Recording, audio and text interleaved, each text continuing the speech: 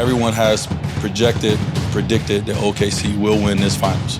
Everything is lining up to say they should win. I want Carlisle to show me why you're here. Because I feel like this is his series. Mm-hmm. He has the experience. When you're trying to do something for the first time, obviously Siakam has won a championship, but most of these guys are trying to do something for the first time. You got to go with somebody who's been there. Yeah. He's been everywhere. Yeah, no doubt. He's seen it all. Yes. But I'm also very happy for the Pacers and OKC because those are the two teams that should be in the finals, representing the team. We're watching like the next evolution of where the NBA is going. Yes. Is that what we're in right now? We're watching basketball. To be able to watch this team and understand that basketball is positional. We're going to be talking about Tyrese Haliburton as a superstar. He's about to show us in this finals. You can tell. We like adjust their energy. Yeah, they just boom, let's go. Yeah. Welcome back to the Timeout. I'm your host, Dwyane Wade. Introducing my co-host, D. Wright. Send it.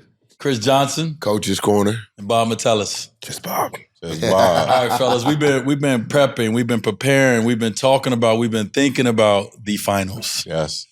Now, we know there's a lot of work to get here, a lot of conversation to get here, but now we're here. I'm excited for this preview conversation, man, to talk about these two teams who obviously deserves to be here in the Thunder and the Pacers. All right. So first person I gotta go to pop this conversation off is our coach. Yeah. Is the one who's in the lab. I'm in there. The one who's breaking down film. Watching the film. The one who has to educate these young guys that's in this draft process right now. I'm looking at the stats. Right, I'm all of pulling it. all box scores. You know, he's the only one that picked. And he's the only one who picked the two teams to be in the finals. Yep. Yep. I've been riding with the Pacers. Look. Good job, Chris. I've been riding with the Pacers the whole time. All right, so you picked these two teams. Yep. Tell us why you picked these two teams to be in the finals. Let's start in the East first. Because they just finished and they really did a good job. The Pacers organization and their coaches, coaching staff, support, you guys both know y'all are champions. It take everybody to be on the same page to even get to this point in the season.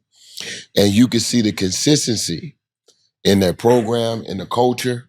I know D was joking about the shirts that said, Yes, sir. Yes, sir. So when I think about that and then you watch the chemistry amongst the team, you look at the vet, my boy Johnson on the bench, you look at each part of their team and how they put together that team. Yeah. It was put together to repeat. Yeah. I call them now, I look back, they were the silent killers. They were overlooked. They were. We spent the whole season talking about Boston in the East and the Cavs, and even talking about New York towards the end of the season. Yeah. But we never really gave Indiana the respect that they needed. None. Not one piece. And so now we got to pay respect.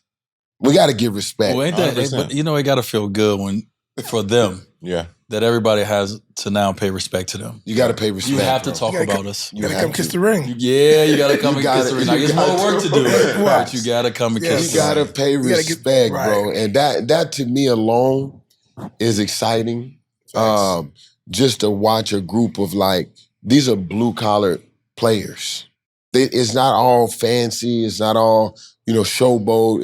It's not even something that you like. But when you watch the ball not hit the court, not hit the floor, live, pass, they sprinting, they running. I watched one play, I went back and broke down film where the ball went from a dribble drive to a kick out, and then it swung back around. The ball swung around, one extra to the corner. And I think it's a great example for the young guys that are coming into the league, from the college, from high school, to be able to watch this team and understand that basketball is positionless. And it's not just one-dimensional on the ball or ball dominant. Yeah. It allows us to be able to look at what the NBA looks like now, and it's really fun. And it's fun to watch. You look at spacing, you look at blur screens like slip touch screens, touch rolls, short rolls. It's a lot of guys that can handle, they can attack, and they can shoot it. So we're watching the next evolution of what where the NBA is going? Yes. Is that what we're in right now? European We're watching basketball. That's what it is. Yep. Yeah, we talked about that, about the sets and the style of play. That's exactly what we see. Me being able to spend some time in Europe and play over there, this is how they play. People in Europe at the highest level hate the NBA. They hate NBA basketball. Wow. Because of the style and the ball dominance of one player. Yeah. Right. You know, they not rolling with that. Yeah. You go look at a European stat sheet, everybody's gonna be from around 15 to 20 minutes. Points are gonna be high score, maybe 14 to 12, and everybody gonna get theirs. So that's what we're seeing. You know, that throw it ahead, move the ball around, let's find the best available shot. And that's what we see with the Pacers, man. And you mentioned the pace of the game was a track meet. They made it a track meet for New York, where it made Thibodeau finally play his bench because he realized my guys are tired. They running us down, running us off the court, to the break running us down. So they was going that cat, boy. They were running that cat. Cat was tired, dog. Bro. And they put JB in a bunch of situations where he had to get hit. And we talked about this in Miami. You know, Spo is one of the best at this. We're going to run him through 1,000 screens to wear him down. Yeah. Because now on the other end, he's not going to have that same, burst and energy to go get a bucket. So I felt like what the Indiana Pacers did to the New York Knicks, first off, gangster them for game one. Gangster. Give me that game. What the hell? What the holly? You know what I'm saying? So what we saw was they went in there and set the tone with their pace of the game, their defense, being able to switch 1 through 5 and just make it extremely, extremely difficult for the New York Knicks. You know, when with these extra possessions that they get, right? A lot of times you always wonder, how do you keep a basketball player happy? More possessions. More possessions mean now that guys coming off the bench can get 6, 7, 8 possessions. Yeah. So they're going to play defense. They're going to go to the offensive glass. And they're going to play harder because they're going to get possessions. Yeah. When you play ISO ball, for me, ISO ball is not obsolete. It's needed to close a quarter, to open a quarter, to finish a game. So your best player still got to be your best player. That's where you see Siakam. Yeah. When they need a bucket, he's on that left side wing. And he's cooking, and he used that backboard like you used to. Off the glass, soft touch. Yep. So don't think that just because they're moving the ball, they're spacing, they're rolling, and they're really utilizing team basketball, that they don't have a closer. Yeah. Closers are still there. He still averaged almost 30-some points in the series. It just looked different. So you thought it was fair that Siakam got the MVP for the Eastern Conference? Absolutely. Yeah. Absolutely. Ali had a great series, but I feel like Siakam set the tone. Consistent. He set the tone. Holly, we all know he's a past first point guard. He's one of the old school guys. And what Siakam was able to do is he had a mismatch basically every single time just because his size and length. Go back through the Cavs. When we talked about the Cavs, I was like, hey, the Cavs are in trouble because of Siakam, Obi, and Turner. That was the difference to me in the game. Because Donovan, Garland, they're at the top. You look at what Tyrese and what Andrew's doing, they're at the top. But I was concerned about how Siakam, one plays in the dunker, then he relocated all the way out. Then one play, he's outside on a 45-degree cut, and then he didn't cut to the basket on you. Yeah. And so it's tough to keep up with him. I'm mad at myself. Why you mad? Tell me why you mad, dog. Because I knew who to pick. Same. I knew the Pacers and I knew OKC. Same. But you wanted to see New York basketball. I wanted, you know what? I wanted it for the Knicks. I wanted it for the game of basketball. I wanted the Knicks to be in the finals. They could be crazy as hell. All the viewership. Like, I wanted it for the game. I wanted it for the Knicks fans. Ant, I love Ant. I wanted that swagger. I wanted all that. But I know basketball, and I knew who to pick, and I didn't. And I'm really mad at myself that I allowed for that to be. I'm mad, dog. I'm gonna tell you right now, it was funny. I felt like I realized you realized that. We were in here breaking down game, and he was showing me like game footage. He was like this, and he was like this. He said, man, damn it, Cat. And little things like that. He was like, no, I knew it though. He knew. He's like, see, this is it right here. I knew it when y'all asked me to send my picks in. Right. I looked at the phone for a very long time before I sent the Knicks and the Timberwolves. I knew I shouldn't have done that, but I was like, let's make it a little more exciting. You was a fan. Yeah. You was I let my fan. fandom jump in front of what I know about the game of basketball. It happens to the best of us, everyone. It happens to me. It does. So I'm very disappointed, but I'm also very happy for the Pacers and OKC because those are the two teams that should be in the finals. I got a question for you. Coach Carlisle, you always talk about how important coaches are. Yeah.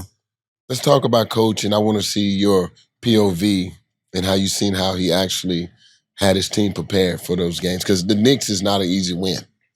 That wasn't an easy win. And they made some adjustments along the way to be able to do it. And I just want to catch your coach's perspective on that. Yeah, I mean, I guess me watching the Pacers, like I said, the one thing that I've realized with the Pacers throughout this entire playoff series is that they have felt like they're the better team in each series so far. You can see it. And we talked about this, the swagger. Yeah. When they played Cleveland, like you can see that they thought they were better than them. Yeah. And it's not coming off too cocky. It's just coming off very confident.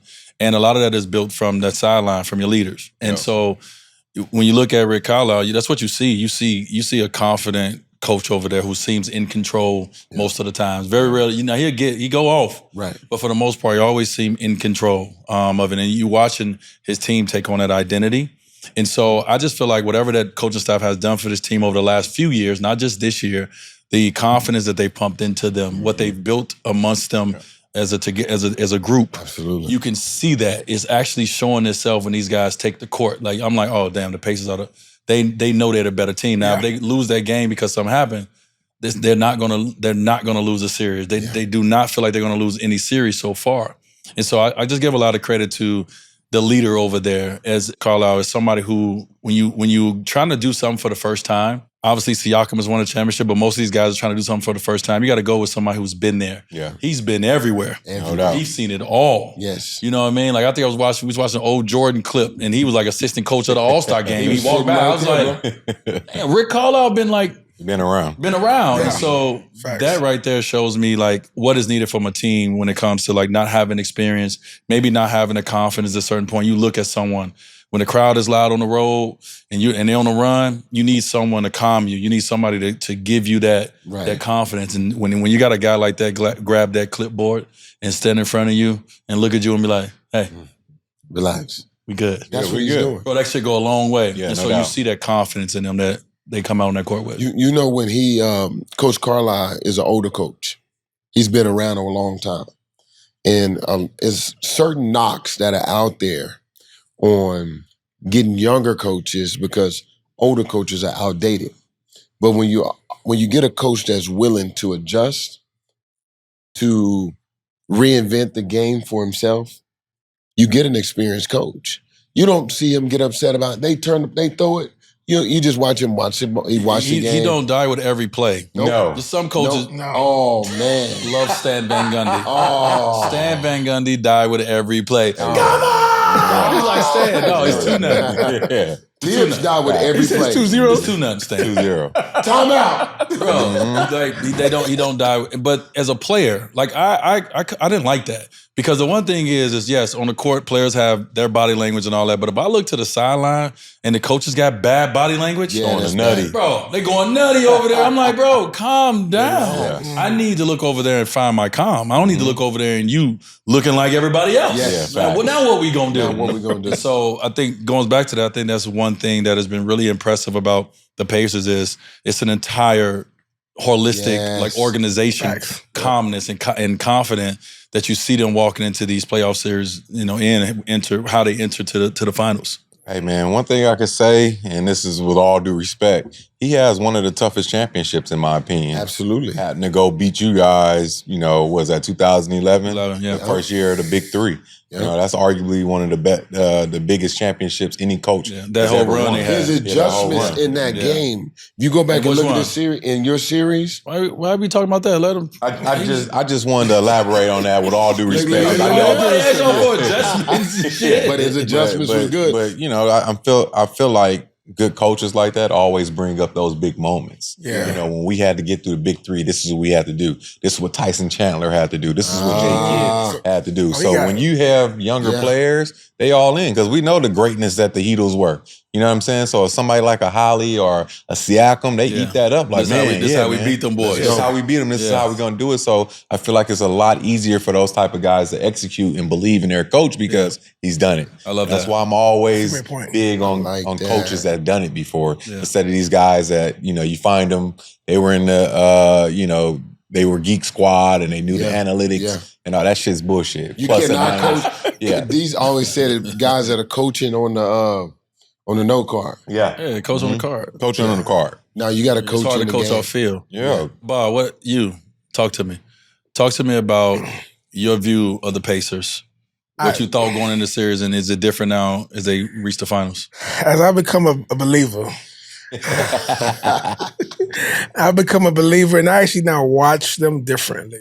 It was cool because even watching the game, there was a play that the Knicks made a bucket, and then literally, next you know, yes, bro. and he's like, yo, you hear Brocky saying like, yo, boom, boom, boom. It's crazy. It's crazy, bro. That, to see that and to understand what I'm watching was just crazy. Because now I'm like, they don't have a chance. And at that point, the game was still close. Yeah. It was like just coming out of the third quarter, I believe it was in the third. I know the game. What are you talking about? Siakam get the dunk. And I was like, it was so fast. And I realized at that I moment. remember that play. Yeah. Yeah. That's took like 2 seconds. 2 seconds. Yeah. And it was like to the point where I'm watching and I'm like seeing like, whoa, this is bad. But I'll tell you about all the Knicks celebrations. Man. Cannot I'll tell you about all that. You can't. Bing, bing, bing. Pacers like, Bing, bing, bing. Did the ball even touch the ground? Pacers don't even. You know how you put down 2 feet? If you go back and watch the film, the Pacers don't even put 2 feet down when they get the ball at the net. They grab it at the net and have 1 foot gone. Because when they step, the ball is gone, It is like so that. impressive to watch. And that to me, I told you, I'm rooting for them. I'm rooting for them. Again, I don't know if they're gonna beat OKC, which is why I picked OKC, hoping that my jinx work. But I don't know if anybody gonna beat because that's a fun team to watch. Just fun. Like it was watching, I'm like, yo, it just felt like I was watching I felt like I was watching old school basketball. Yeah. It's good, bro. Like it felt like I was watching some good basketball. And that to me was pretty cool. So for me, I've become a Pacers fan. I don't want to forget about Miles Turner. Miles Turner was drafted to the Pacers. He's been 10 years. with He's been there 10 years. 10 years. Yeah. And for you to be drafted somewhere and every year feel like you're on a trading Well, block. he said the last 6 he's been on the trading block. That's a good thing, Miles. It's not a bad thing. He said, I've been on the blocks the last 6. Yeah. I was looking at some photos where they were showing him with like PG. They just He was showed there. his evolution. He was there. Yeah. Yes. Mhm. Yes. And just to see him stand on that podium, That's good. to be with the same organization and to thug it out when you got all these haters, you got people always bashing him and always talking. I'm swear they be on the dude. Yeah, because he played with Legos, they said. Yes. He what? Sorry. Yeah, What? he builds Lego. He builds like builds Lego. real He Legos. look like He's not cold. just like little Oh, he a Tonka Lego trucks. master. Yeah, no, he doing crazy Oh, he a Lego stuff. master. Nah, he Oh, okay, building- you know, he I building like watched that. Transformers. I watched that show, so it was good. So And no, he's I a messed with that. yogi. He's a guy that's into yoga. Like, yeah. And so people don't have the respect for him. But if you watch how he plays, Hey, I'm with it. he does I'm an with it. amazing job at what he does. Even on the high pick and rolls, when we look at Cat being 3 feet back and Come on, bro. highly able to come down and pick his poison, Turner is up, at least giving an effort for his job. Yeah. He shoots the ball at a high clip. He reverses the ball, and he's a great screener. He's not a pick and roll guy that play above the rim. Yeah. He's a 50 guy. He pass, roll, kick. He's really good, I bro. think one thing is tough about like watching the Knicks, and you know, obviously the Pacers very good team, but like watching the Knicks, it was still like if you ain't willing to sell out on your role, to do what you have to do, it may be uncomfortable. If you're not willing to get uncomfortable and sell out on your role, like you're gonna have trouble. And it was too much at the backs to go in, them pointing and looking and telling, like this ain't the time of the year. You should know what we gotta do. You gotta get uncomfortable, you gotta get your feet above that 3-point line. Yeah, you gotta get above But if you don't already know that and we still telling you that, or this is still like somebody rolling their eye. Yeah, you're not cut for it, right? Yeah, bro. Like this ain't the time. Not these conference finals. Yeah, and so it was too much times watching the Knicks where, you know, like I said, like they attacked Brunson and Cat. It was too many times where Cat was not. I didn't know what coverage. Right. I need to know what you're doing. If I'm on a pick and roll and they know 100 pick and rolls, I need to know. I don't need to think. I need to know what you're doing. There's a lot of times I'm looking at that like I don't know what he's doing. Is he up? Is he back? What are you doing? Like what we doing? And it looked like that the guards didn't know as well. You cannot have that when you're talking about teams that are this good. And so when I watch the Pacers, I don't see that, right? But when I watch the Knicks, I saw a lot of that, and I'm like, this is what concerns me with this team at this time of the year, that you guys are still looking at each other like, why you ain't up on the screen? No, you got to know the game plan, and that means you got to do it every time. You got to get uncomfortable doing it, and if you can't do it, I got to get you out so somebody else in here can do it. That this is the game plan, and it was too much.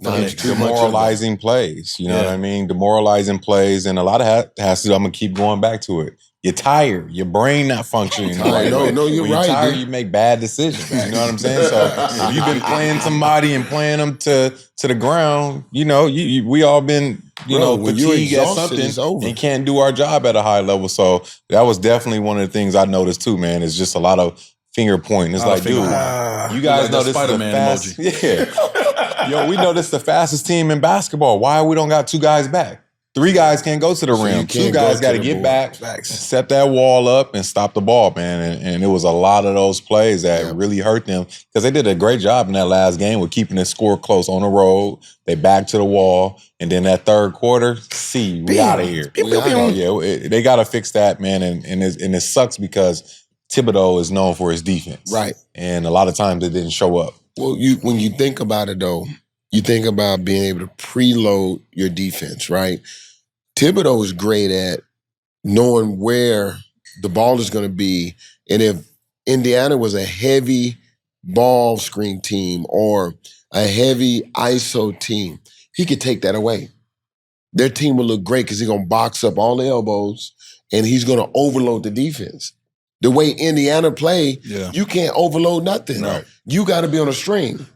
And that's where you get exposed when you're looking at Cat and the other guys that can defend at the level that the other 3 guys are. Yeah. You're going to get exposed if it's a dribble handoff, a slip, and then a brush screen, and it's happening like in space, you're going to get exposed. But Coach Thibodeau defense is typically load up. They're going to go here. We can take that away. We know for sure they're going to run 90% of the pick and rolls here.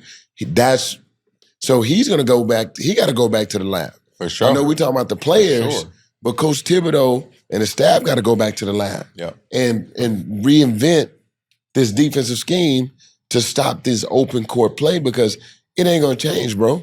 You know, only teams are getting better coming back in the East. Yeah, for sure. And you can look at how it is. Do you think Sacramento feeling real sick right now?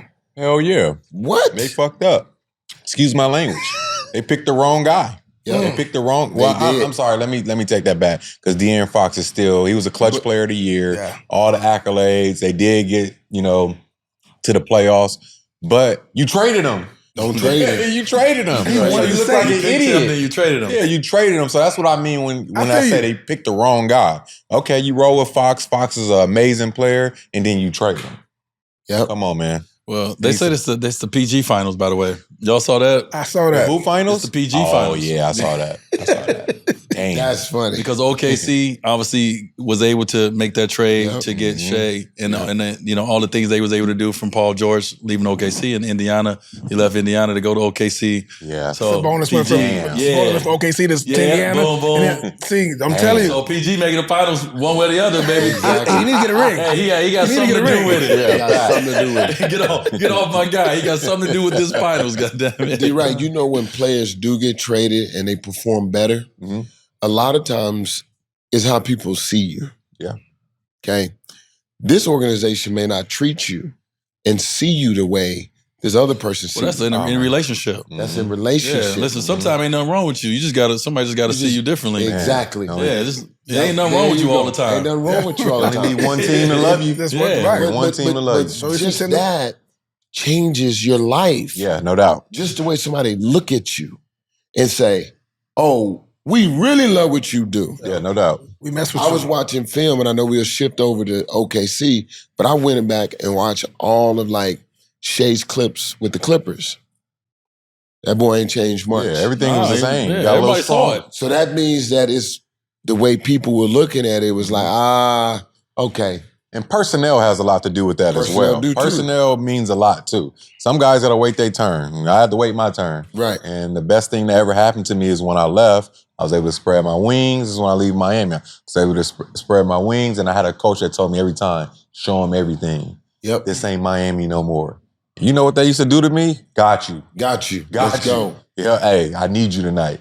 That makes you feel away. Even though my role in Miami was amazing, 3-and-D, and, guard the best guys that got me prepared for, the rest of my career. But when I heard that from my coach every time, we need you. Go out there, do your thing. So that goes a long way. Empty the clip. Empty that thing. Empty the clip. Hey, it was nothing better than getting the ISO by Coach Crean in college. Yeah. I get the ISO right up there in the wing, he'd be like, kill his ass. I'm about to go and mob him. Hamburger. Hell yeah. Hamburger. I'm over there like, oh, this is all that little juice right there. That little juice. That little belief that you have in me right there. Or, you get, I remember one game, I came to the huddle.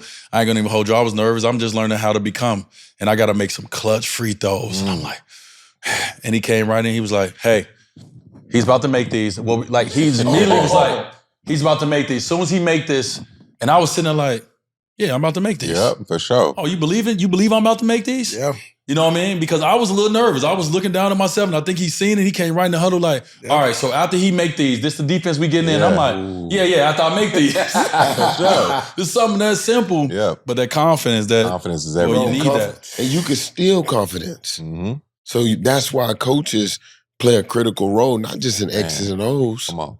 but the ability to instill confidence and get other people to believe in them. Because when you miss a shot and you see a motherfucker do this and you run by... That's the coach doing that? The coach. Bro, it's smart. Coach's body language matters. Damn. Yeah. You ever seen an AAU game? Never seen an AAU game where motherfucker miss a shot and the coach look back at his coach and do this shit like this. I told y'all. The kid running down, you come on, bro. Don't do that. No, Don't do that, right. bro. Don't steal his confidence. You're right. So what, D-Wright, what do the Pacers need to do to win this finals? Man, I think they got to do the same thing. They got to keep the pace of the game. We look at OKC. They're successful with two bigs. They got to eliminate one of them. Both of them boys can't play. Because if both of them play, it's going to be a long night for them, with offensive rebounding, the screens to get SGA open and stuff like that. So I think they're really going to have to do a good job with that pace to get that one of those Hartenstein or Chet. They probably only have to be in there one at a time. They both can't be in there. We saw it with the Cleveland, the Cavaliers. They were able to eliminate one of those bigs. So to keep the pace, that junky defense they was doing on Brunson, just making things difficult. That's what they're going to have to do with SGA. Jalen Williams is the same way. You got to make things difficult for those guys and not let them get those easy buckets. And you got to go out there and play defense without fouling. I think that's going to be super important. How can you stop SGA? You got to move them puppies. You got to move them feet. You got to show them hands. Show them hands. Show them hands. Use your body. Exhort the contact. No, he's going to try to play that bully ball. And it's okay if you make a bunch of twos. Yeah. As long as you keeping them making twos, not too many threes, and keep them off the free throw line, give yourself a great chance. Yeah, you said something really important about the Pacers. They've already had an opportunity to get a sneak peek at playing with the two dominant bigs on the floor. What they did with the Cavs. Yeah. Right. And so you talk about already having confidence coming in. We said, all right, guys, we just saw this. Yeah. Okay, we know we got to eliminate one of these bigs so we can make sure we continue to get to the game we want to play. So they've already seen that. You know what I mean? With the second best team in the league record-wise. Right. And they destroyed them, even though there was some injuries in that series. But the confidence that they already have to know that, okay, we already did this. We just got to do it again, right? We got to get one of them bigs off the floor so we can play our pace and not play their style or their pace. No doubt. Yeah. No doubt. Absolutely. I want Carlisle to show me why you're here. Because I feel like this is his series now. Mm-hmm. He has the experience. I feel like he should come in there with his big boy pants on and be like, yo. Yeah, you got a little young fellow over there on that Yeah, other he's like, I've been here. Yeah. I've done this before. Mm-hmm. You know what I'm saying? So I feel like all those things help him with that. He has that. He can instill that confidence that y'all talking about because I've been here before. We've seen this before, and he has that level of calm that he can instill in this player. Because once his boys, I felt like the whole time the Pacers felt like they was every time. And it's crazy. As much as I watched them, I'm picking the other team each time. Nah, they made me pay each time. Right. So I'm gonna make sure they don't do that to me again this time. Each time. Like, Every time. You can't make a mistake. Right. Bro. And that's to me, and it's funny because I always say coaches, this is where I feel like the coaches matter is gonna come into play. So that's my opinion. Rick Carlisle need to walk in there with that BDE. Yes. With that BDE. I'm trying to tell you, hey. Yeah, the boy here. Hey. I'm trying to let you know, hey. I saw you. I see. What the Pacers got to do win this? So it's something that you talked about. I think it's very important that they make it clear that SGA is not going to beat them. They got to make it clear. You can't, this ain't no in-between with this dude. This dude is the real deal. Take him. This ain't no paper champion right here. No. Because it's not, because he will torch you. Oh, yeah. Oh, yes. And when I went back and checked the box scores, he had 45 on him in one game. Yeah. And Tyrese had 8 or 6. So that the top of the chart is game plan for SGA. Don't overlook them. Don't look at all of the other key guys. Focus on really cutting the head off of the monster. You go for the top dog first. Knock the bully out. Because even though SGA's slender, he smile, he's a killer, bro. Boy. Yeah. He's a killer. And if you don't take him serious, he'll kill you. So I think it's just so important that you cut the head off the snake first and you load up and you make the other guys like Lou Dort and Wallace have to show up in the NBA Finals, which they never been there. Yeah. Right. And you do it consistent. So for 48 minutes, you're going to have to be. You got to buy into that game plan. You got to buy into that game plan. I agree. And if we can do that, and we can keep it to one possession because OKC do a good job of offensive rebounding too, we can get out and run fast. And now, I know that sounds too simple for game planning. No. Sometimes it's just that simple. Yeah, just that simple. Yeah. Let's really load the gaps on him. He can't go where he wanted. Let's blitz him. Let's jump switch him. Let's run and jump off of him. Let's run and jump off him and run back and get him. Keep him guessing. Keep him thinking. Don't let him walk into his game. You better not do that. Yeah, it's over. Don't do that. And let's see if these other guys can earn their check. Yeah. And I could go home this summer. I can live all summer talking about Lou Dort, Wallace, Caruso, and these guys are great players right now. But I can live with that. I cannot go home knowing that SGA and hung 45 on me 4 straight games. It don't work.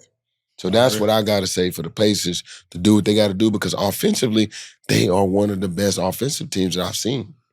Yeah. But defense turns into offense. I like that you took that with the pace. I like that you took the defense because everybody would automatically think it's about the pace. It's about the offense. For me, it's the conversation that's been going out there is Tyrese Haliburton, is he a superstar? Well, this is when he's gonna show it. Yeah. Because when I look at the teams, when I look at the defenders that's on the other side of OKC, they got a lot of defenders that throw at Tyrese. It's gonna be some long nights for him. Right? Watching what they just did to Anthony Edwards, knowing that the head of the snake at the end of the day is Tyrese Haliburton. It's gonna be tough. The Pacers are really good, but they're really fucking good when he's hooping, when he's getting up, when he's running that team. And I know a lot of times he has the ability to be able to run the team without necessarily dribbling all pick and rolls, but they're gonna pick him up 94. They got multiple defenders. And so if Tyrese Haliburton can show us that he is a superstar, right? And he can figure out a way, and that team can figure out a way to make sure that he still has the impact on the series that is needed from them. They're not winning if he don't have a major impact. Yeah. And so if they're allowed to take him out where he has 8 points, he has 5 assists, he had a couple rebounds, they're not winning. But if he can rise to that superstar level where every night he's giving that production that we've come to see from Tyrese Haliburton, now he goes to superstar level. Yeah, and that's just why the question is he a superstar? I need to, in the finals against the OKC Thunder or OKC, if you show me that you can figure out a way with all these defenders, we know what you're about to go up against, and you can still dominate the game the way that you dominate the game, it may be a little different. It may have to come in spurts, whatever it is, but that team needs his imprint all the time, or they're not going to have enough. And so that's what I want to see with Tyrese Haliburton. You know why? When you say that, and that is an amazing point. When you look at the stats, I'm going to go pull the box scores from this year. When you look at it, and then you go look at the game, people say, hey, Tyrese just had a bad game. When I went back and pulled the film, he didn't have a bad game. They made him have a bad game. Yeah. No, it's a force. It's force. It's forceful. Oh, this is going to be... They got 4 guys. This is going to be tough. When you watch them play, who did they play in the first round? Milwaukee. Milwaukee had nobody pick up over half court, right? You go to Cleveland. They didn't pick him up. So with Tyrese coming at full speed ahead, his decision-making, his ability to make plays quick with the ball is there. The Knicks damn sure didn't have nobody pick him up. Yeah. Full. This team... Yeah, they got multiple guys. Bro, you can't even walk. You're going to have to... That's what I'm saying. So if we're going to be talking about Tyrese Haliburton as a superstar, he's about to show us in this finals. Shit. That he's a superstar, because when you're a superstar, you got to go to levels that no one has seen and no one think you can go to and you can do. And he's been amazing. But if the Pacers going to go to that next level, Tyrese Haliburton has to become a superstar. So how do you do that? If you know, so now as a player, and I'm a player, and I'm going to come in, I know this team's going to pay me up 94. What do you do coming in? What is your plan coming in? Instead of 20 and 10, it's got to be like 25 and 12. It's got to be a 30 ball. You know what I'm saying? You got to dominate. Yeah, you got to make big, tough shots. You know what I'm saying? So I think that's the next step for him. We all know once he get 20 and 10 or 10 or more assists, they're usually the winners. Yeah. So he's really going to have to score the ball as well as he, facilitates. So I think instead of 20 and 10, sometimes it's going to have to be 27 and 12 or 30 and 10. You know what I'm saying? That's really going to put him on a map. What he has to do, Bob, and it's going to be very tough for him, but this is when you become a student of the game. You got to find the weak spots. Yeah. You got to find the players. You got to find the play calls that gets you to your spots. Like, this is big. You got to play a different game. You're not going to be able to go out there and dribble the ball up the court and think they're going to let you do anything. So you have to become really a student of where is OKC weak at. All right, if this player, when they bring in this guy, okay, I know I can attack this. Okay, I know I got this guy. Okay, they run this offense. You got to find your moments. Like I said, he's going to come in spurts. They're not going to allow him just to dominate the game. They have too many defenders. Right. So he has to know OKC front and backwards because they have some weaknesses. They do. Right. You have to get to those weaknesses. He has to find those. He has to make sure that he's attacking those weaknesses when he can. And when he can't, now he has to play possum in a sense. He has to really become that guy that's going to move and spray and give his guys confidence when they're really focusing on him. But it's moments and it's times where they lack. Whether you got to watch the motherfuckers, he tired? Yeah. Did he hit the ground a lot? Like, he has to be, this is when you got to, this ain't just talent. No. What he has to do, he has to go to a whole nother level of really reading and watching the game. After the game, watching and seeing, okay, where can I can attack here. Coaches, I need y'all to help me out. I need you to get rid of this guy here so I can attack there. Like, he has to become a part of the game with everyone. And he has to watch it and see. Don't let the coaches come to you. No, coach, hey, this is what I saw. Every time I come up, like, he's right here. I need to move him out of there. How do I move him out of there? 'Cause he got to come. That's what I'm talking about. Don't just let them bring the game to you. You got to bring a game to them that you know you can be successful in. That's for him to find out how he's Hall of Fame shit right there. See why I was just, who I was. I'm talking about 27 and 12. How you I'm going to tell the coach, hey, motherfucker, this is how we going to do it, dog. You get his ass out my way. Want to win? Put Booby in. we had a moment in the San Antonio Spurs series the year we won the championship. And we had to make multiple adjustments. But when we got down to like the last adjustment, coaches came in and they were just talking to us about, hey, Brian, hey, D, like, what are you guys comfortable at? Because every time y'all coming on pick and rolls, they playing y'all like this. They playing y'all like this. And so we see hesitant in you guys. Y'all hesitate on your shots. Y'all overthinking. What we needed to clear a side out. we needed to have, so I told him, I said, I need a moment to go one-on-one first. You're bringing the pick and rolls right away. I don't have time to see anything, to see the defense. You're bringing it so early. Clear everybody on that side. Let me come down this side by myself so I can see the whole floor and let him guard me one-on-one first. And if I don't like it, now you bring in that screener. But I need space first. We were coming down right away into the pick and roll. They was boggling us up, or they was going under. They was making me hesitate. They was making me think. So that's why I said, you got to watch. This ain't the first game. This is over a course of game. Now we get to game 6, game 7. Now we like, okay, this is what they've been doing is uncomfortable. Coach, I need everybody on that side. I need you to give me 2 seconds by myself. Right? So if you go back to a game, you will see me with Danny Green and Kawhi and them guys on the left side of the floor by myself. And then I took those isolations and got my own rhythm. Then I bring that pick and roll.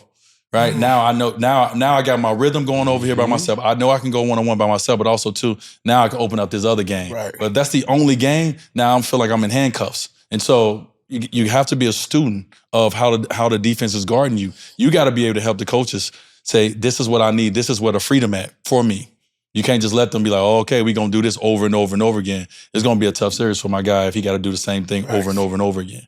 Hey, make sure we clip all that shit up right there. That shit right there, yeah. Because all the kids need to hear that, and the coaches. And the coaches. Real shit. You got to watch, bro. What he talked about is communication. Yeah. Right. And a lot of times in the game of basketball, the player, his voice is taken from him when it comes to communicating with the coach. Facts. And being able to say, hey, this is what I'm seeing on the court. Because the coach is so stuck to his analytics and his notepad. He's not flowing in the game.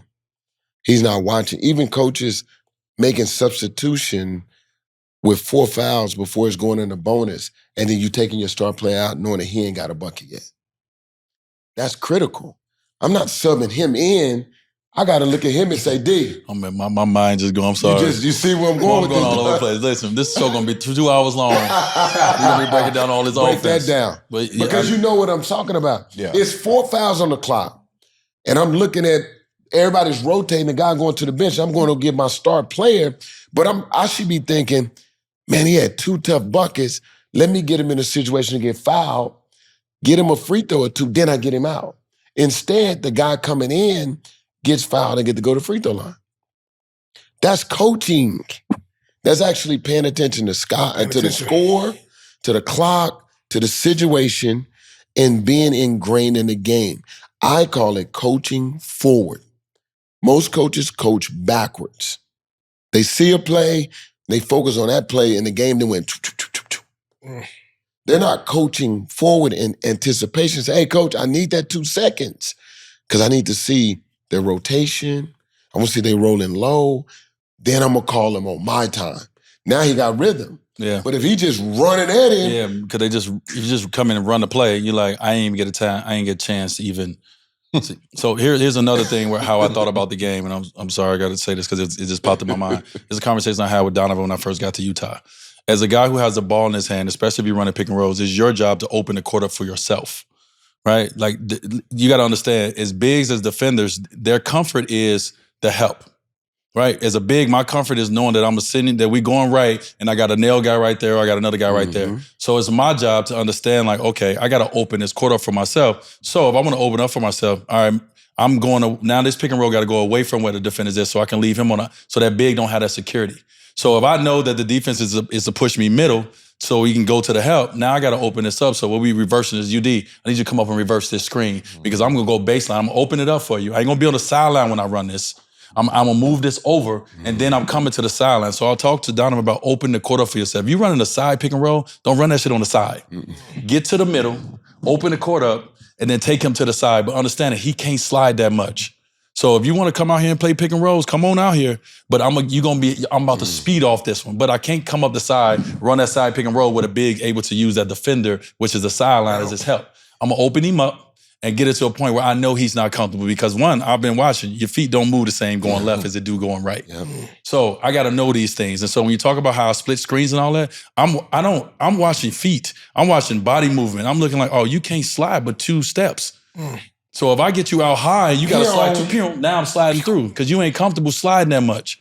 And so when I say they got to go to this other level, you got to really understand how to make yourself comfortable. And a lot of it with guards, you got to open the court up for yourself. The coaches all the time don't know how to open it up. They know how to get you the ball. And they know how to get this play called. They know how to do these things. They don't know how to open it up for you. Some do, some don't. And so I had to learn how to open the court up for myself. And a lot of it is communication with your big. Hey, don't run up right away. Let me get them to the middle. I'm coming back baseline, but let me shift the court this way. I'm coming to that screen that you said, right?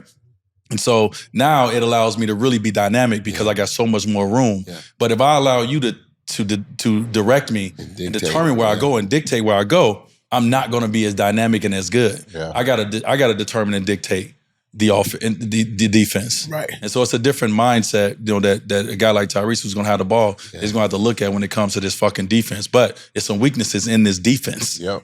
So but now is that more of a situation where you have to take the onus on yourself?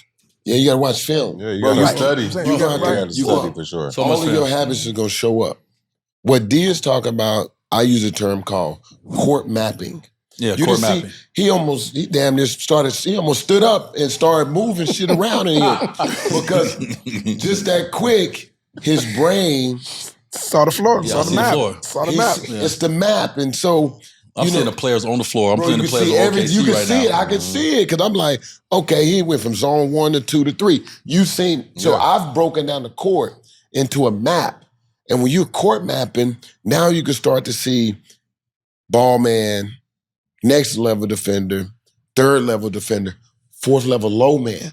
If I step over just a little bit, he got to step out of the paint, 2.9 seconds. When he step back in, is this a hammer? Like you start now manipulating, but only certain people can get to that level. This is the level. Right, finals now. Finals now. So this is where I need you to be at that level. I need you to understand that the bigs are comfortable in certain areas. I need you to understand that someone is comfortable guarding me if they're at the 3-point line. Okay, UD, I need you to now run up in the screen different. Yep. Right? Like, so I'm talking to my bigs. Hey, I need you to do something before you come up in the screen. So they're not just following you. I need you to fake this way, then sprint up. You got to give me I need a second and I need them a little higher.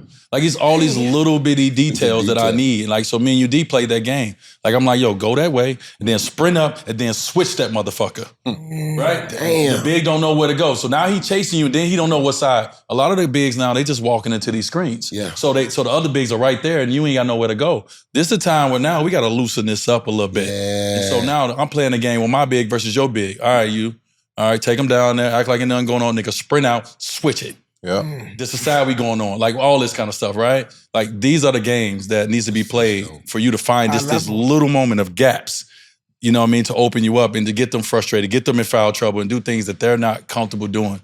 We haven't seen OKC really feeling uncomfortable defensively. How can we make them uncomfortably defensively? You got to find that gap. So we've been going 45 minutes already. Yeah. We're talking about OKC. Let's move on to OKC. Let's get it. Let's get 45 minute show just turned into 45 minutes on the Pacers and then basketball knowledge. But all right, OKC. Yeah. Obviously, everyone has projected and predicted that OKC will win this finals. Everything is lining up to say they should win. But why? Did we all say that too? Or did anybody pick the Pacers? I don't know who I'm going with yet. I'm still debating. What you waiting on? Shit, we got 3 more days. You got 3 more days. You got 3 more days. We can go back and forth. I don't know yet. So I don't think I answered yet. I got some more film to watch. But OKC is a favorite. Mm-hmm. And I know a lot of people want you. I know everybody looking at they got the MVP. They got this. They got that. Their defensive system swarms the ball. Yeah. They have an elite defensive system. When I checked, they had 4 guys that was in the top percentage of steals in the league. Damn. 4. So they're a very handsy team. That means they got hand. Remember we talked about those 4-point guards? They're playing off ball now. Yeah. And they look like defensive backs. Facts. Them dudes are getting every loose ball, any bad pass. You can't just throw like no bullshit with them because they're going to be there. They're going the other way. They're going the other way, bro. They're knocking the ball. So what makes them the favorite, to be honest with you, they're fast. They have high IQ. They can move them puppies. They can switch 1 through 5. They communicate well. They build their house. They protect the paint. I'm saying they're clear favorite because they got the best defensive system in the NBA. No doubt. And now you got the best offensive system going up against the best defensive system. That's the way I seen it. Yeah. I was like, oh, it's the best defense in the whole NBA. Yep. By far. Man. Yeah. It looked like 8 dudes on the court. Yeah. Facts. I know Ant saw it. Yes. Mm-hmm. Yes. I know he saw it. It was like Yes. 8 dudes was out there, bro. Yeah. And it's like they love playing defense. It's like, they it's like getting after you know, it. you get some people you can see their energy comes from the offensive end. When they touch the ball, it's fucking like you get Yep. energy, right? Yep. That's most basketball players. Yeah. Right? We all get energy when we get that ball. Even when we don't shoot it, we just let me just touch it. Yep. Well, theirs is on the defensive end of the floor. Yep. Right away. They get the energy from stops, from steals, from deflections. Yes. You know what I mean? Like that's where they get the energy from. And so that's why they're the favorite. That's why they're we the already favorite. know they got the guy who you can get the ball to and say, go be better than everybody on the floor. They have the MVP. Right. So that's a part of the favorite. But outside of that and the offensive ability that all the guys have and the versatility of all of them, it's the fact that, bro, you don't really get a chance to see gaps. No. It's very hard to find weakness in them. Mm-hmm. I'm saying he has to, but it's hard to. Yeah. And so it's really the way that they approach the game defensively. And like one thing I love about them, and I crack jokes about all the celebration.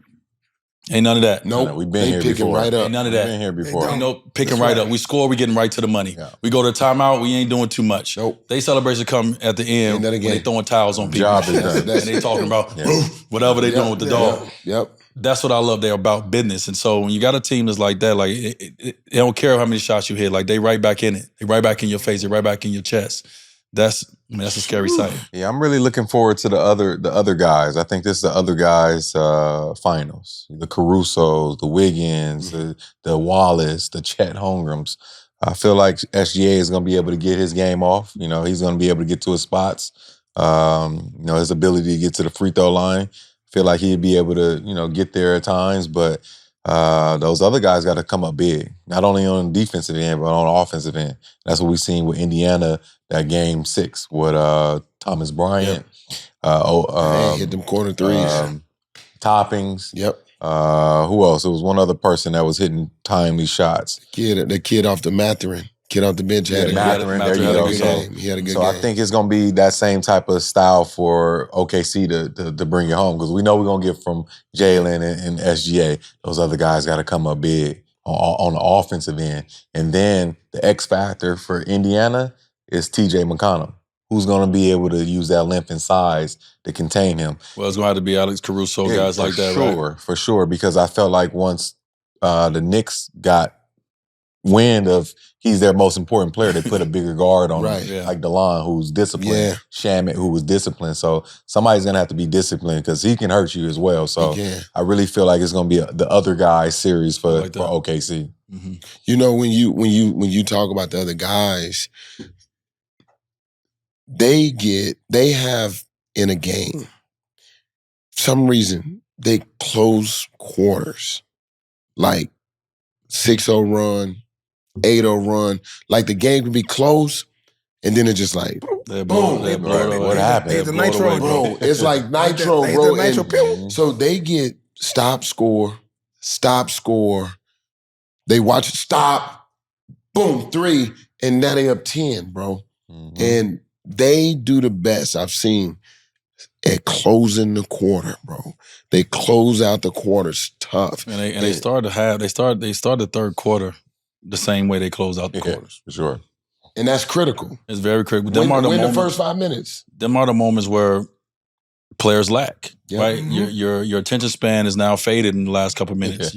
Some people ready to get to halftime. Some people still at halftime when they come out of the third quarter. Them are the moments that it's like the best teams figure out ways to close quarters. It doesn't matter. The last 2 minutes is some of the most important moments of the game, and the bad teams don't know how to don't throw that pass. Not right now. Not right now. Not right now. Offense. Don't give him the ball. This ain't time for that. Not today. Not today. And so you see bad teams don't understand when to don't gamble right now. This is not the moment. Those are the moments. Those last 2 minutes. That's when you have to be rock solid and on your game. The teams that are not good, they don't know that. They haven't been in that position. The teams that are good, they understand that you can play with me for most of the game if you want to, but in these moments, we're going to take away. We're going to go +6 at the end of the first. We're going to go +6 at the end of the second. We're going to go plus in these moments, and now the game, we got a comfortable 15-point lead most of the game because of those moments. Them shits hurt. You done put everything you had into it. You done cut it to 6 on the road, and you got 2 minutes left in the second quarter, and then they went on an 8-0 run to go into halftime. You walking halftime like, damn, Bro, that's what happened to Denver, and that's what happened. Denver game close. All of a sudden, in the last Russ threw a bad pass here. It was a bad pass there, turnover, and they're taking defensive turnovers, live ball, and they scoring them. Converting. They convert them, and that's where when you talk about those other guys showing up offensively, they show up in transition. Yes, so not against a set defense. So they run on you. When they get a stop, they're running on you, and that's where you'll see these other guys eat. They get open shots because we get a stop. Now we got disadvantage. Well, we have an advantage against the defense. And you'll see them get more threes up in transition. You'll see those role players get more threes and stuff like that. Yep. But, like, that's how they get involved. In the half court, they're really strategic. The 2 best players, like D just said, we got to get the best player to basketball, and we got to let them work. And we're going to eat off of them. But, you got to understand who you are. You got to understand what your team dynamic is. Understand what your role is. Yeah. And so, Even if you think you somebody else, Come on now. I just need you to play this role. Yep. And those guys understand their role. Like half court, these guys got the ball, but that ball come to me, I got a job. Catch and shoot that thing. Catch and shoot. Wiggins come off that bench, he's shooting them out. Don't and they even swing to me. He's not playing around. I saw him coming. As soon as he got in that mug, they was like, it was like a pick and roll happening. He was looking like, pass it there, because it's coming to me. And he shot that thing. Like, he ready. So when you got people who know their roles, like even if I can do more, my role on this team for us to win the championship is to make sure that in the half court, I hit a couple threes or I make sure I shoot these because it's going to release some of the pressure on Williams, on SGA. Because of we are threats. And so you see these guys who understand, like, I have to be a threat, so they're threats. Right. You got to know that, right? And so those guys, he got a hell of a bench. He got a hell of a bench. He got a hell of a bench over there, dog. And they coming in ready, bro. And SGA does things that you, LeBron, guys do that understand how to get the spots. So you can't just track him in the middle of the floor and think he's hot pick and roll. He can be out in front of the transition, catch it, and dribble into the post and be posting on while everybody transition. Bump you and get right to the fade. Like, you have to literally find this guy because he's all over the court. So he's not just in one area of the court and it's easy to find him.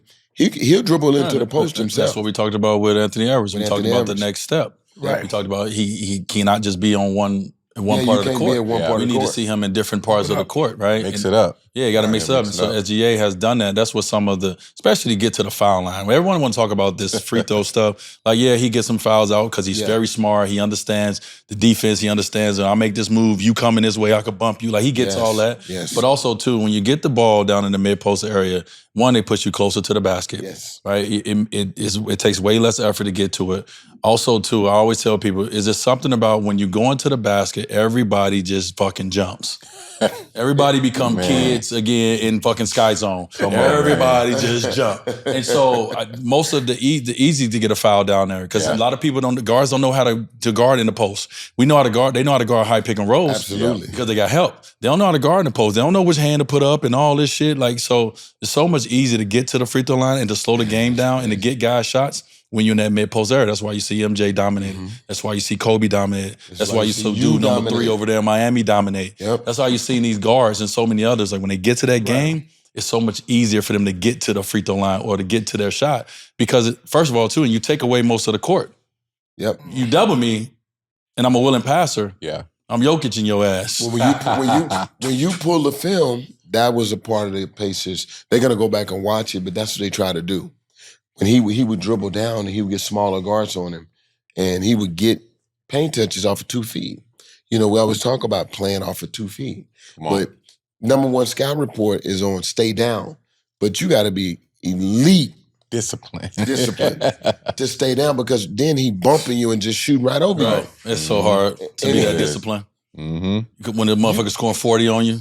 you know he can get 40. You want to. Yeah, you want how hard it is to be disciplined once he hit you with that bump. He's bumping you. Because your whole job is to contest the shot, right? Like I can't stay on the ground. Like very rare you see a guy wall up when a motherfucker's shooting, right? Your job is to bump me. Oh, let me get back into it. Oh, here come the shot fade. I'm sitting there like, come on down. Yeah, come on down, bro. Yeah, you jump high too. You really trying to block this shot. About your shoes. You coming on down. Come on down. But that's the natural reaction because I've done the same thing. I understand if somebody bump me back and they go to the shot, I'm trying to contest it. Right. My body's going this way. Here we go. Right. So it's really being smart. SGA is one of the smartest basketball players that we've seen, and he's kind of a throwback because he's done it in the mid-range part of the game, which we grew up watching. I got a question do it in. I love it. So when people keep talking about this mid-range, right? Okay, this is what I think is a mid-range.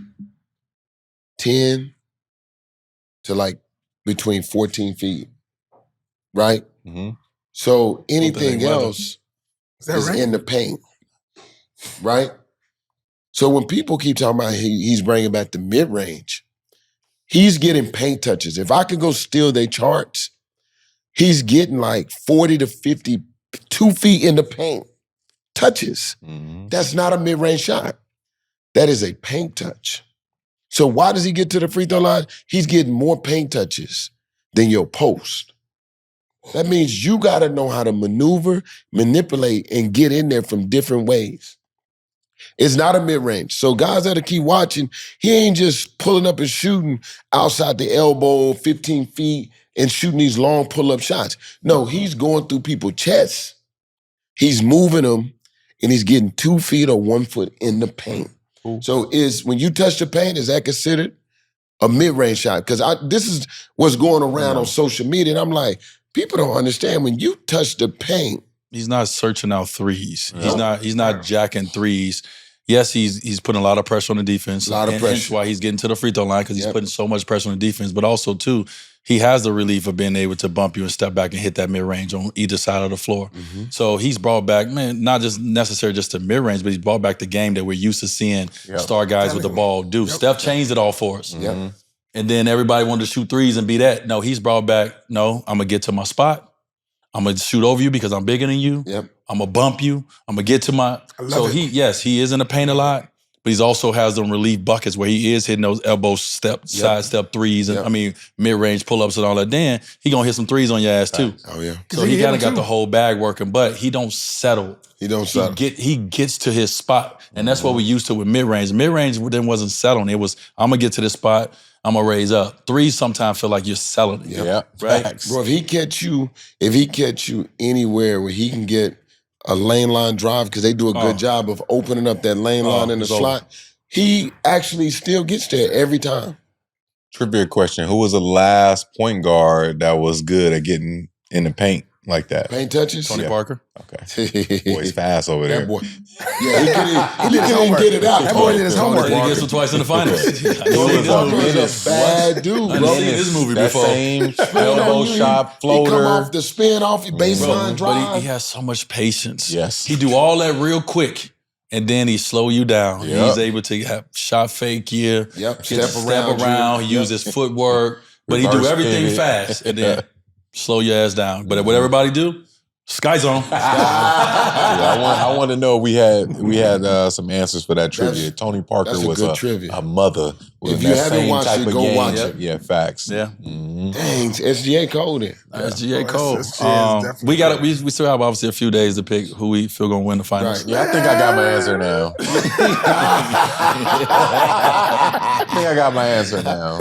It's okay. What's the matchups we want to see? Look, is anything out there you want to see? The one I want to see, I think we're gonna see a lot of Caruso on Pascal. See that might be one of the super key matchups. Yeah, for sure. But who do you think? So who you think has the dominance on that one? I will say Caruso because he's physical. If you look at Pascal, his number one move. Anybody know what his number one move is? Spin move. Spin move. It's a spin. It's a spin. But I'm gonna tell you, Caruso on that. Yes, he's on that. I don't think Caruso win that matchup. I'm gonna say because didn't Draymond say that was his toughest matchup? One of his toughest matchups?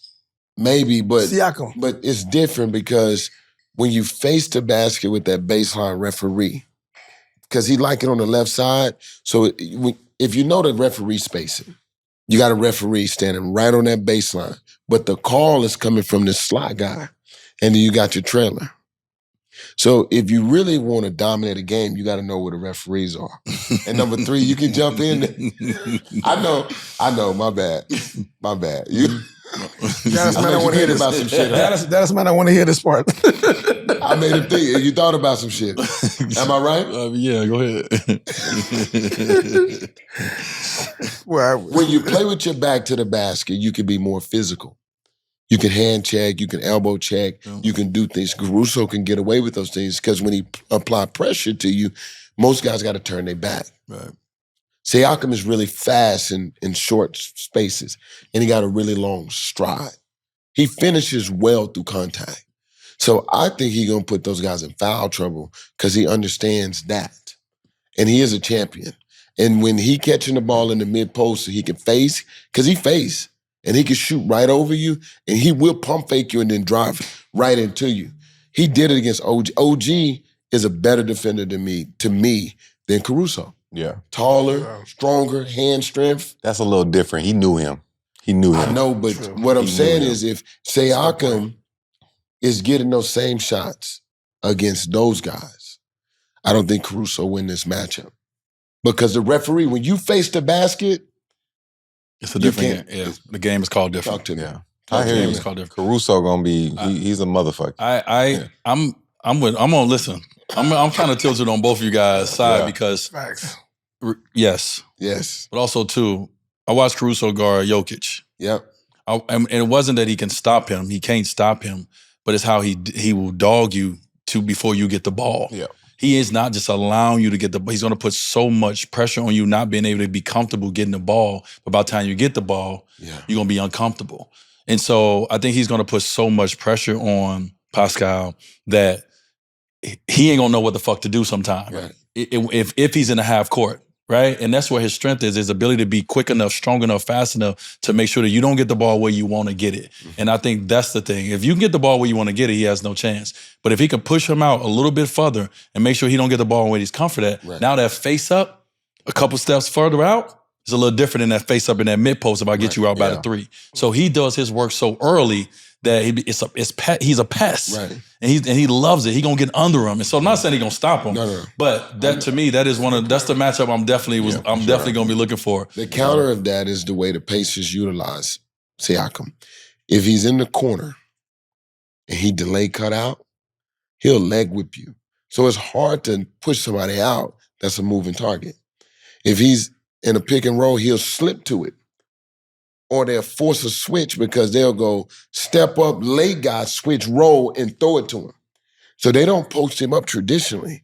They run a bunch of like slip, blur screen, boom, boom. And now him and OB is catching you on a moving target. And if they're not throwing it while it's moving, it's gonna be it's different, bro. The way they get him to rock. Because when you saying if he's a statue, Caruso can move it. And big fella, which is arguably one of the best, he's more of a statue. Siakam's not a statue. Siakam can start over there and be on a 45-degree cut. And then you got to guard that. And then some random stuff. And he in the corner. Then he's... That's going to be a very important matchup. Yeah. That's probably key. That's good. What we putting on SGA? We got to go with the might key. Not be. Once again, I know you. We're going to start with Andrew. We're going to start with Andrew. I'm starting with the guy that. Wait, I'm sorry, Andrew Neymar. So you gonna put Neymar on SGA? I gotta put him on him because he's been around him long enough, and so I know Andrew. Yeah, and Nikhil was around him long enough. I'm about to say, Cuzzo. That shit don't matter. But Nikhil not an elite defender. They try to make him be an elite defender. He not like Drew. So Nembhard is an elite defender. Nembhard is elite. Okay. He plays with low center of gravity. Mm-hmm. I agree. He's handsy. He has great feet, and he knows how to play without fouling. He too little. Too little. I didn't say he wasn't too little. I just said he played with low who he starts like Kevin Durant did me in the finals. You're too little. Who we putting on him? He can't stop him. We got to run two at him. Nesmith is going to have the best opportunity, but also too, he's going to have to learn how to stay. He's going to have to stay out of foul trouble. I forgot about Nesmith. I forgot about Nesmith got the best opportunity with his athleticism, his quickness, you're right. to blow up, the ability to blow up screens and all that. I got to put him on Williams first. 'Cause Williams 6'6". Yeah. Well, I mean, that's what I'm saying. Pick your poison. Yo, I'm not saying the whole game. Yeah.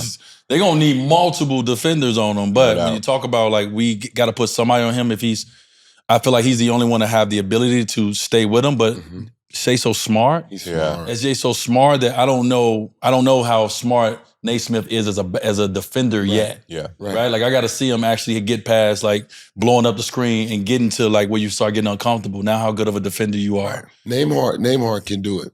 I liked how he didn't never stop Brunson, but he was always there.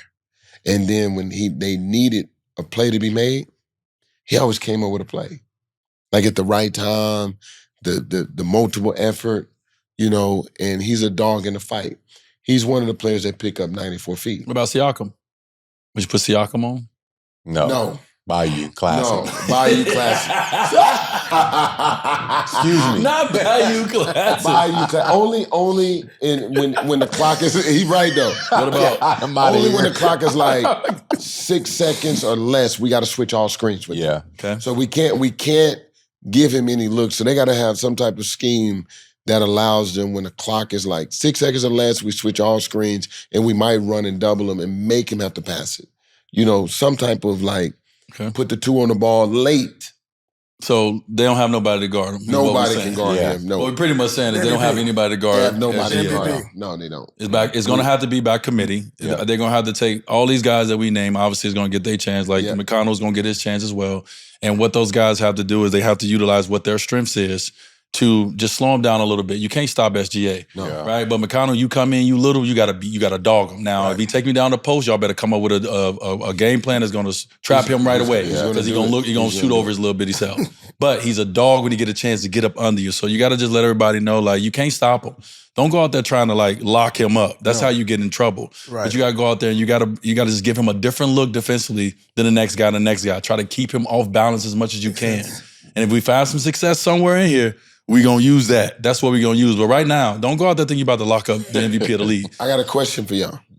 So this is the coach's corner because he's making me think. Because over here, I'm thinking. I'm really thinking I enjoy this, bro. I just don't want to coach teams. I just love what I do right now. If I'm the Pacers, do I go into the game with 2 defensive game plans? Because I got a first half game plan to set up the second half game plan. I got to come out because of the runs in the third. Like, maybe I come out and I'm in this coverage, this type of blitz, this, that, and then I'm coming out in the second and we're more aggressive, we're jump switching or we're switching. Do you have 2 game plans to bounce between in the game? Because coach is good with the zone. He's one of the first coaches I've seen in Dallas come out against y'all with zone coverage. I remember. And it helped y'all, it helped them win. Yeah. And that's why I was like, this coach actually can coach. Yeah, I wouldn't say 2 defenses. I would say let's do what we hang our hat on. That what we know. Right. Our system. And then we make the proper adjustments. I felt like in Miami, while we were so good on defense, we drilled everything. We drilled the show. We drilled the blitz. We drilled the white. Even though some of those things, we never use a white, but we knew how to adjust to that. So when coach said, we're going to XYZ, we knew how to get into that type of scheme. So I think it's one of those things you just gotta see how the game is going, the flow is going. If SGA is getting and turning and getting by Miles Turner, hey, we got to jump him now. Yes. Let's get the ball out of his hand. Go to your white color. Yeah, so I think it's just those in-game adjustments, that you got to make. I wouldn't say it's going to be too different. Just, certain plays you got to blow up. But like that coverage in the first half, you going into that first half knowing that we're probably going to be in these blue calls. Yeah. And then, but the second game plan is like, you got to have a real smart team for that, brother. Yeah, I think facts. They're smart. I don't know. I'm not in the locker room, but you got to have a real smart team to be able to come in with that mentality to say we're gonna be in blue and then second half be in the white. What? Because everybody's going to be like, wait, what we in? Yeah. What are we in? You got 4 guys that know what you in. You got 1 guy that don't know what you in. Yeah. Like you get that too when you're trying to do that. Like the coach got to believe that my team is. We've drilled this so much. You got to drill it. Yeah, we drilled this all year that we have the habits that if I do go to this, that we can change. So my matchup I'm looking for is actually between the coaches. That's my matchup.